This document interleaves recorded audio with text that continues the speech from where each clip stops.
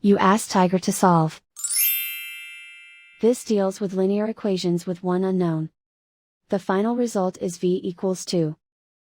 Let's solve it step by step. Simplify the expression. Expand the parentheses. Simplify the arithmetic. Multiply the coefficients.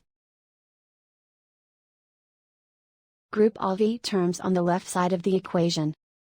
Add 2v to both sides. Group like terms. Simplify the arithmetic. Group like terms. Simplify the arithmetic. Group all constants on the right side of the equation. Subtract 56 from both sides.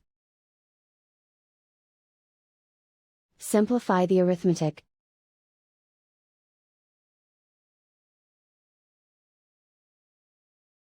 Isolate the v. Divide both sides by -46. Cancel out the negatives. Simplify the fraction. Cancel out the negatives.